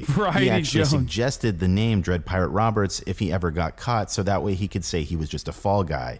Variety Jones also taught Ross a wide variety of other things. He was basically just his right-hand man. Not enough, though. Variety Jones did not teach him how to not get fucking scammed. The defense essentially claimed that the Dread Pirate Roberts forum account was shared by multiple people, which I find very hard to believe, but more on that later. This was to explain away the messages we read regarding the hits, as the defense claimed they weren't sent by Ross, but some other Dread Pirate Roberts that they never actually named. On top of that, the defense argued that the real Dread Pirate Roberts couldn't be Ross because DPR was a criminal mastermind. However, one thing I will say is that the Dread Pirate Roberts in those chat logs is not a criminal mastermind because he got scammed for almost $1 million. If anything. Yeah, dude. How the fuck did this guy build such, like, build this like intricate dark web website and then like got owned over and over again by one fucking guy to the tune of $1 million, which is now more than like 70. It's like $120 million now. That guy's pretty naive. Fucking STEM lords, dude. Literally, listen, STEM lords. Some of you motherfuckers think you know everything because you learned math, okay, instead of any of the you know, dumb stuff that you don't care about. But like, this is why you get duped so regularly on the internet by dipshits like Jordan Peterson or Steve Crowder, who also is a fucking liberal arts major, by the way. Like, anyone, like, this is why you get duped so regularly, because you have no intuition when it comes to like people fucking you over, and you have this like notion that you think you know everything because you've like figured out hard sciences that are incredibly difficult to learn and understand. You thought it was the FBI the entire time. I mean, I also suspected that it was probably the same person that literally was facilitating this entire fucking process. But yes, hitmen on the internet would be the FBI. That's a number. That would be my first inclination. Also, the FBI did actually facilitate a hit for him. So I'm not even wrong on that. So the amount of assumptions you'd have to make to believe this story is honestly insane. But I will say lawyers have a good way of getting out of things, so I'm not surprised. On the other side of things, where I believe the government is potentially shifting the narrative... You thought the Hells Angels were woke by saying partner? Okay, that was really dumb. That was a himbo move for me, okay? ...is how they actually tracked down the Silk Road website. Something I haven't mentioned yet is that in 2012, the FBI managed to infiltrate where the Silk Road website was hosted in Iceland. Part of tracking down Ross and catching him red-handed was getting access to the back end of the site, because that way they could use it to find when Ross was actually logged in. If the government used some form of illegal spying tactic, then this would have potentially infringed on Ross's Fourth Amendment right and could have... Oh man, the government would never do illegal spying on people, you know? There was nothing else that happened in 2013 that kind of showed that the government was doing illegal spying practices. Could have easily nullified some of the charges against him. It is speculated that the NSA had some involvement with their method, but to this day, the government claims they used a legal method. I should also note that there were 2 agents that were caught stealing Bitcoin that were both involved with this investigation. These people were Sean Bridges and Carl Force. Both went to jail for quite a while and the money was recovered. As far as their role in anything else in this case, I would say that's not very substantial, despite what the defense argued. These 2 instances of corrupt individuals were not actually allowed to be involved with Ross's case. However, they were both later tried separately. Something to consider about this case is that it was setting a precedent for any future darknet market. Bro, why do you guys keep fucking burping in our ears? That's so fucking nasty. You mean tasty. You mean tasty. Marketplaces. Ross's legal team should have expected that the government would try and make an example of them and set precedent. So in my opinion, fighting this case was probably a bad idea. I don't understand. Why does everybody clap when XQC farts? But when I burp, which is like, I think, less offensive than a fart, you lose your shit. Society claps when XQC farts and then slams. But when I fart with my mouth, everybody complains. Because his audience is half the age of yours. Okay, well, I would like to have fun as well. Okay? To prove my point, Ross received a double life sentence plus 40 years without the possibility for parole, which definitely seems excessive and almost like a slap in the face to the legal team defending him. FreeRoss.org claims that he wasn't given a plea deal, but if you actually read what they have to say, it seems to contradict that. I'm reading this word for word off their website, and it says, Ross was arrested on nonviolent conspiracy charges that carried 10 years to life. The prosecutor told him that if he didn't plead guilty, they would add the kingpin charge, which would raise the mandatory minimum to 20 years. Oh no, dude. Oh, I'm not saying Ross wouldn't have gotten life in prison either way, but this logic seems to contradict itself. Ross was convicted of computer hacking, conspiracy to traffic narcotics, and money laundering. At first, the government had also attempted to hit him with a murder for hire charge. I will say there is definitely substantial evidence to say that Dread Pirate Roberts paid for hits. Considering the chat logs included well-known vendors, it had redacted customer information, and Bitcoin transactions that are impossible to tamper with. The fact that these hits were all a part of an incredibly elaborate scam and that the people he had ordered hits on never existed makes it a hell of a lot harder to convince a jury. There's not really much legal precedent on ordering a hit on a person that was never alive. You could argue that including this charge weakens the prosecution's case overall. Keep in mind, they didn't even know the real identity of Red and White until 2018. If you don't know who the hitman was and you don't know who the victims were, it's very hard to convict someone.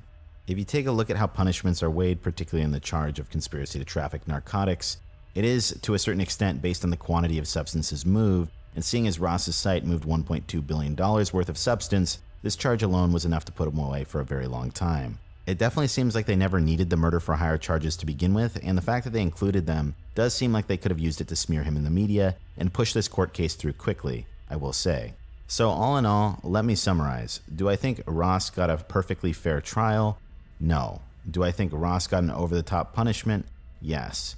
But do I think Ross was perfectly innocent? No, and this leads me to the next. They fucking piled on him, dude. They fucking literally pile drived him. So what I don't understand is like video. The FBI had more involvement in this case than... Wait, is this over? When I first started researching this topic, I wanted to fully defend Ross and point out the injustice of his sentencing. But there's a ton of misinformation floating around.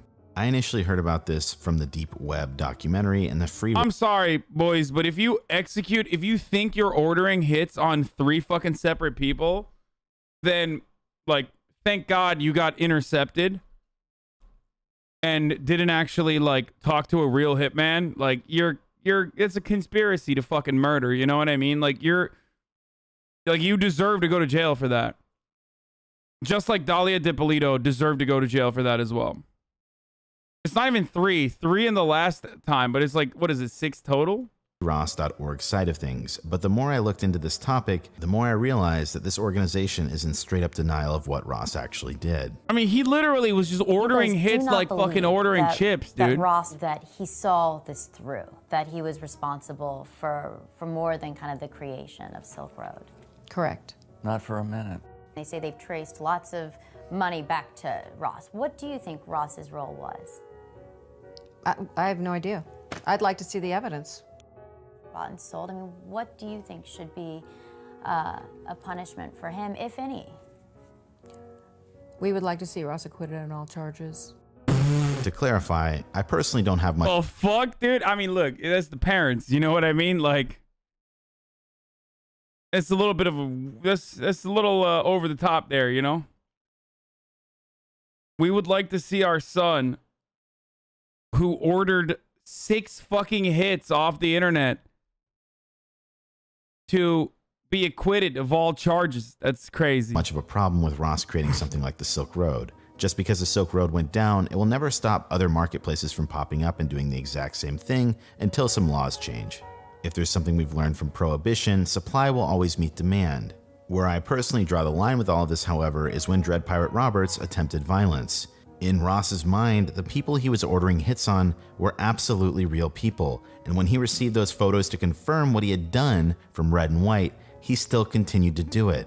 It was literally only a matter of time before the guy got his hands on a real hitman, and he would have had an unlimited supply of money to potentially take out anyone he wanted. To this day, some people say because Ross Ulbricht was never charged with violence, therefore he could have never been violent. This is a logical fallacy. By that same logic, you could say that O.J. Simpson is innocent.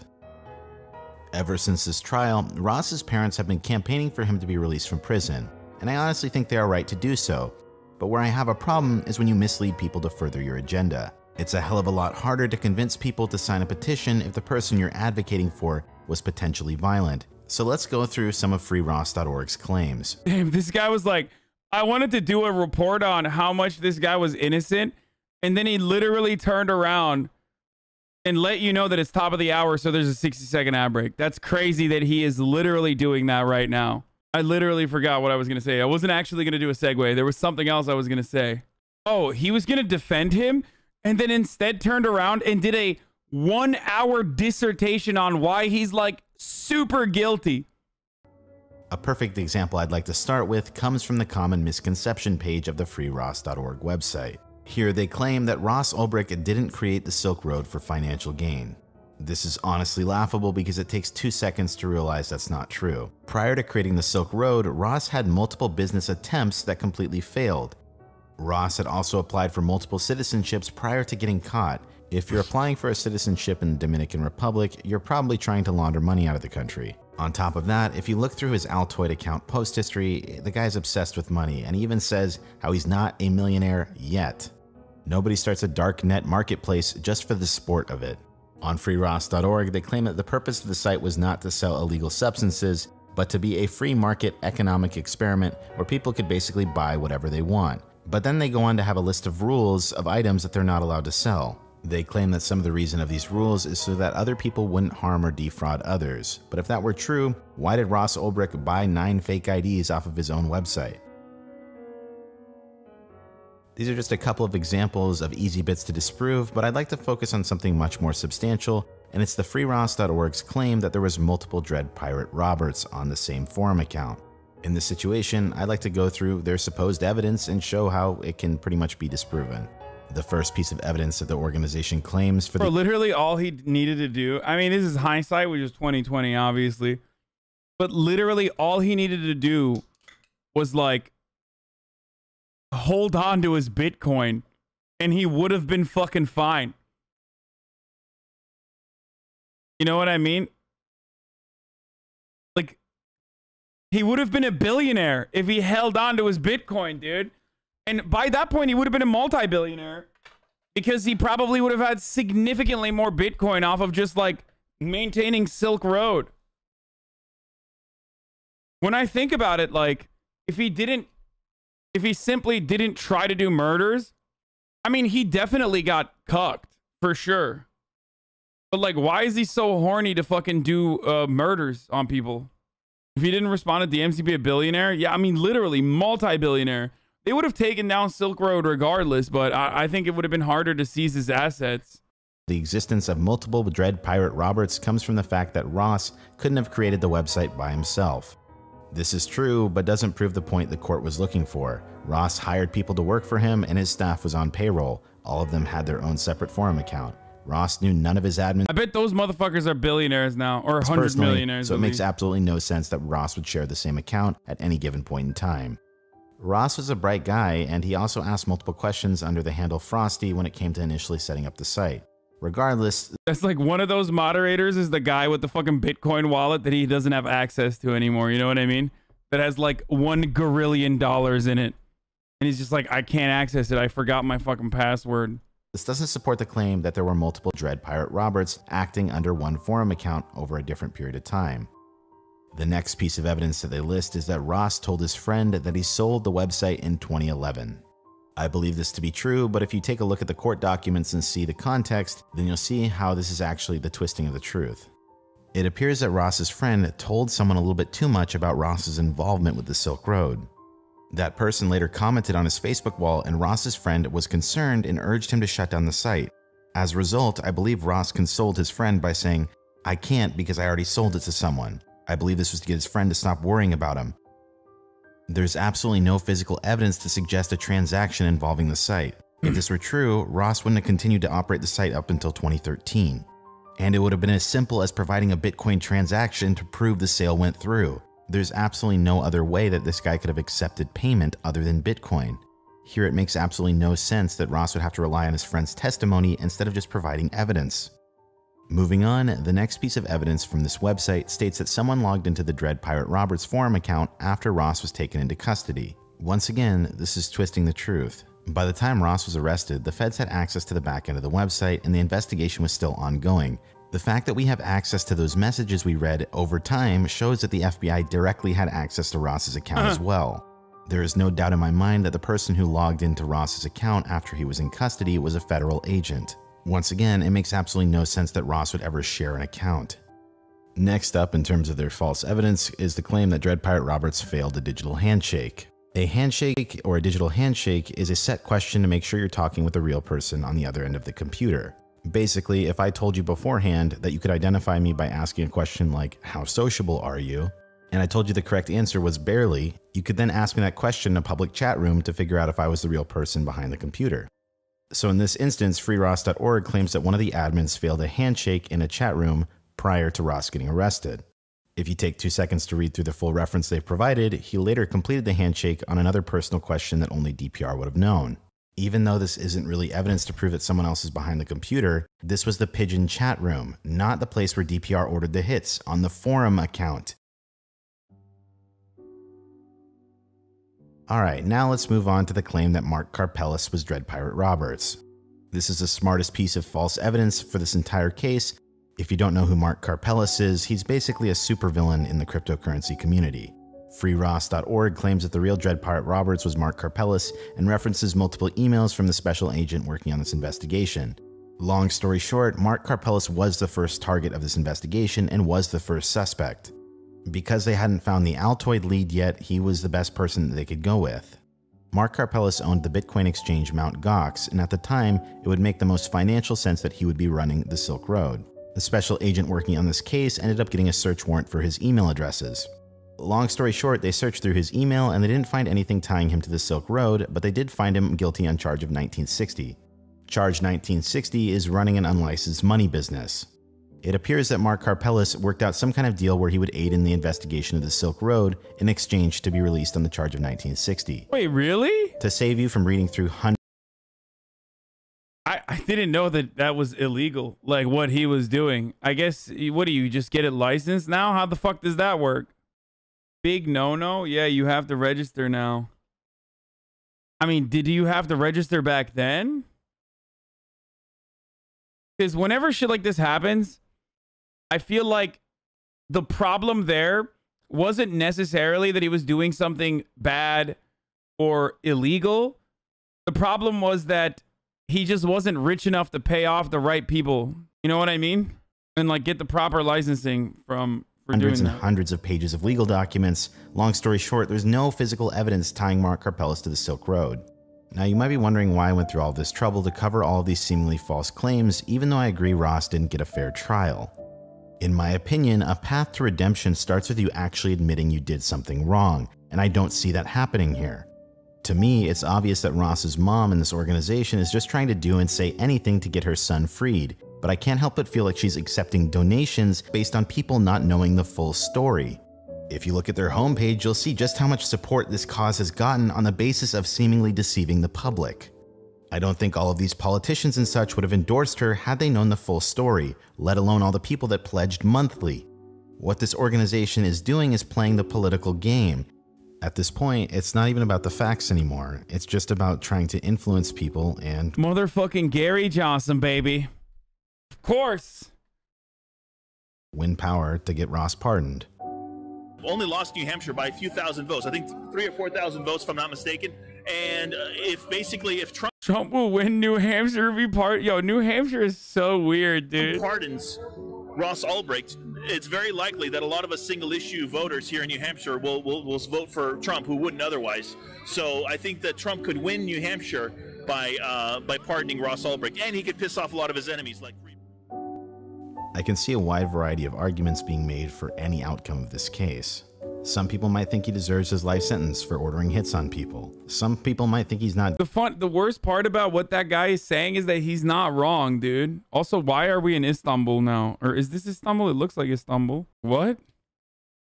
Guilty at all. I can also see this just as a case of the mother doing anything to get her son back. There's definitely going to be a wide variety of opinions here, so I'm going to leave it up to you.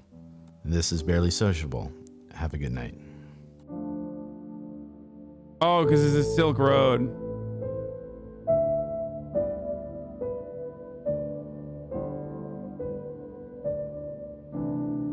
That was a good ass fucking video, dude. That was actually a good ass video. Good shit. Good job. This channel is great. Stay